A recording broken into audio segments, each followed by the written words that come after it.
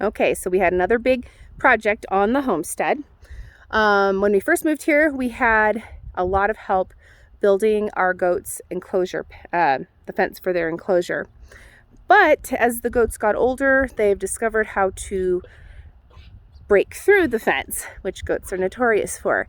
So I had a little extra help today, and I was able to button up where they had broken through the fence. But I'm going to turn you around so you can see what exactly I've done.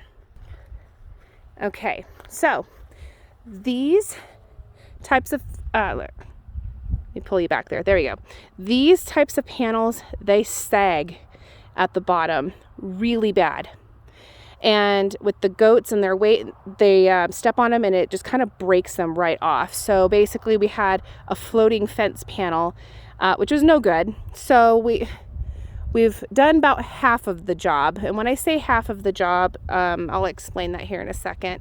But basically what we did on the other side of this fence, on the outside of it, I call it picture framing. I picture framed the whole thing, and all of those other ones, except for the smaller one, because that's going to be turned into a gate. But I still need to do the whole inside part of it, picture framing it, so that way the goats, when they rub up against it, it's not going to kick out or pull the fence panel out of the dado on the sides. And this one here, I'll show you. You can tell how wobbly that is because it's no longer in the dado.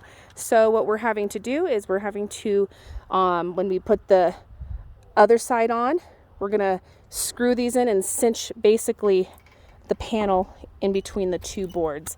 And we're going to do that all the way around on the entire fence. We haven't done this side yet at all. And part of the reason we have these here is because that sag is what's killing it. It's what's killing our fence. Doesn't help either that our little babies were getting out at the time. So we have figured out a way to manage that. We just haven't accomplished that yet.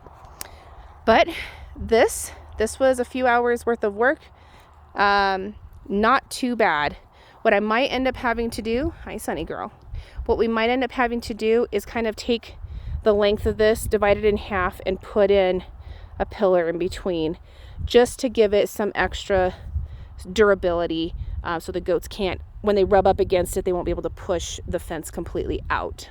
So this is what we've done.